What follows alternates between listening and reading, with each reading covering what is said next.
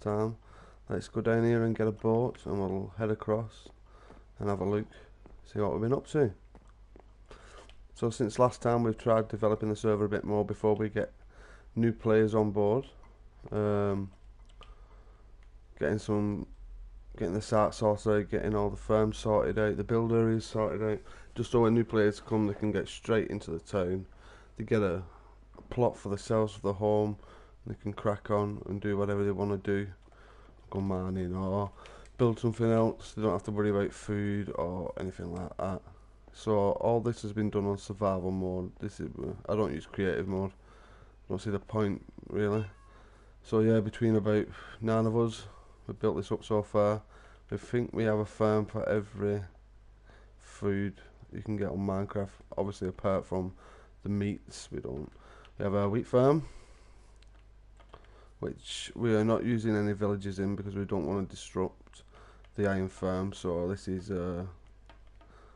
semi-automatic. The water will collect all the wheat, but then you've got to go back in and plant it. It's a bit tedious, but you do get a hell of a lot of wheat from it. This is the potatoes. That's what we've got here.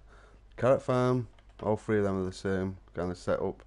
Same with the Neverwart farm. So all of them are the same. The water takes it all out. You got to go and plant it back in again. This is a mushroom farm. Now you don't get a hell of a lot of mushrooms from it because they take a long time to grow. It's pretty much the same concept as this, but you can, because mushrooms spread instead of just grow one single. If you plant a mushroom, then over time in darkness, a lot of mushrooms will grow around it. So if you can encase a mushroom inside of here, or several, as we've done, without the water affecting them, then you can make it fully automatic. So when I switch the water on, it will go and collect the mushrooms, and we should the skeleton in there. We should see the mushroom count going up in a second. Yep, there we go. 1, 2, 3. Wow, just 4. There you go. We get some mushrooms now. Yeah, so the mushrooms take a long time to grow. You're better off leaving it a good few hours before you empty it out. So on this side we've got the white mushrooms. Then we have a divide going down the middle where we planted and encased all the mushrooms. And on this side we have the red mushrooms. So yeah, you're better off emptying this farm once every 12 hours or so. You can put a daylight sensor on it, but on the timer, so it does open for about, you need it to stay open for at least 30 seconds to drain all the mushrooms out, because they travel through the water pretty slowly. But if you can get a timer on it for 30 seconds on a daylight sensor, then basically it'll be going once a day.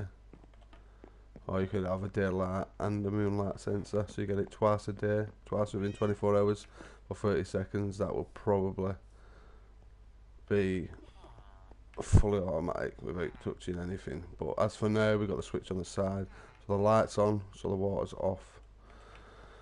So yeah, that's a mushroom farm. Then we've got the cactus farm.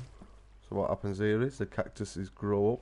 Once they reach the third block, because a cactus cannot grow if it is touching something from above, the top block will shatter from the cactus, fall down, and as you can see, the farm is full already. So it'll drop down, collecting the water, goes to the hoppers, straight into the chest. We might need to put another chest joined onto that so we can collect some more. This is the automatic melon. Is this the melon one or the pumpkin one? This is a pumpkin one. So yeah, this is an automatic pumpkin farm, as you can see, full again. And the melon farm, these can be a bit noisy, so I think we're going to work on how we can switch them off for the time being, because as you can see, we're full at the moment, so we don't really need to keep it going.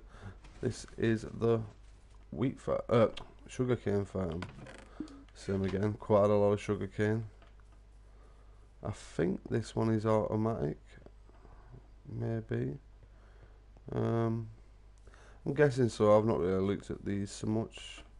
I helped build the mushroom farm, but the rest of it was done by the other guys. So yeah, that's our farm system now set up around the iron farm. So everything we need is there, all ready for the new players to come. this over here is the villager trading centre.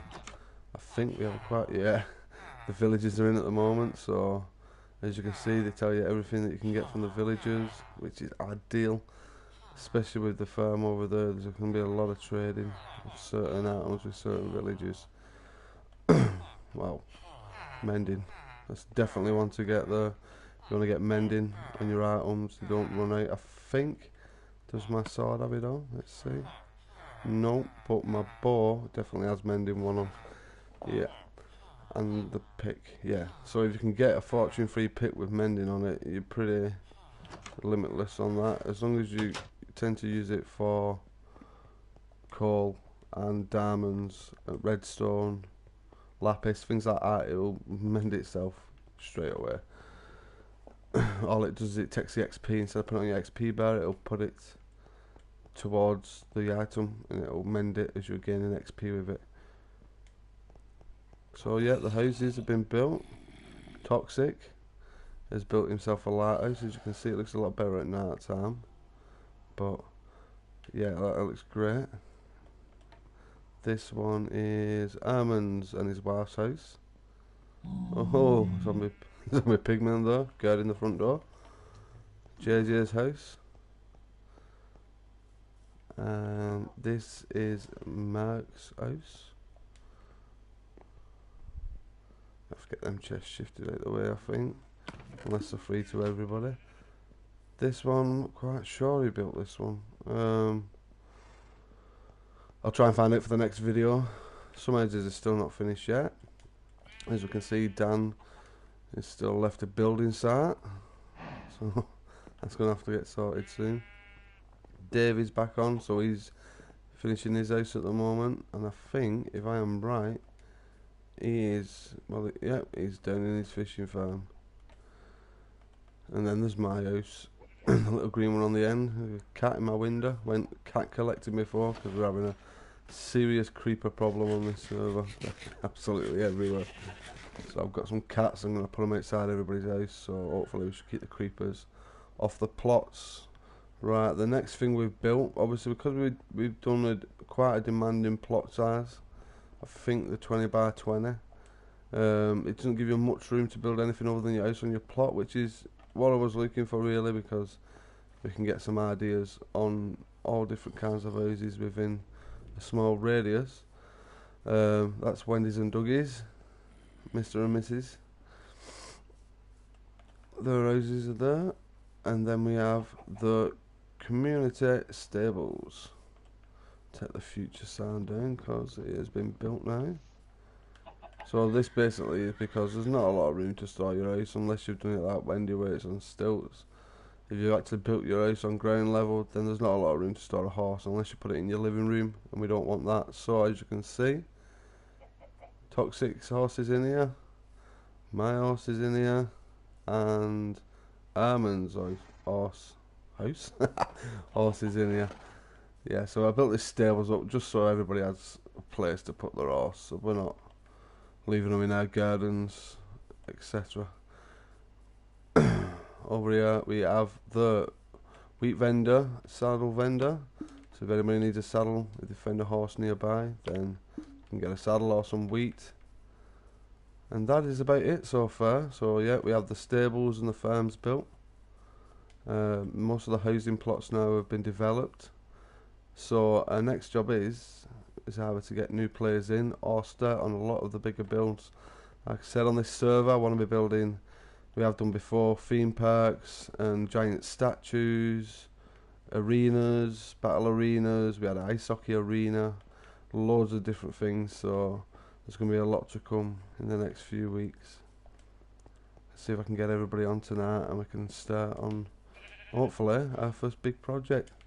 So yeah, if you want to add me, send me a little message, Optimus_Trav. I will add you to the server when I get a chance to, hopefully soon, and you can come and take a plot and join in on the big builds. It's no PvP server, friendly server. A couple of rules, not many. As long as you build your house in the plot, you basically have free will to do whatever else you want. So yeah, I'll try and get another video up at the end of the week to see how we progress this week. So I will catch you all next time.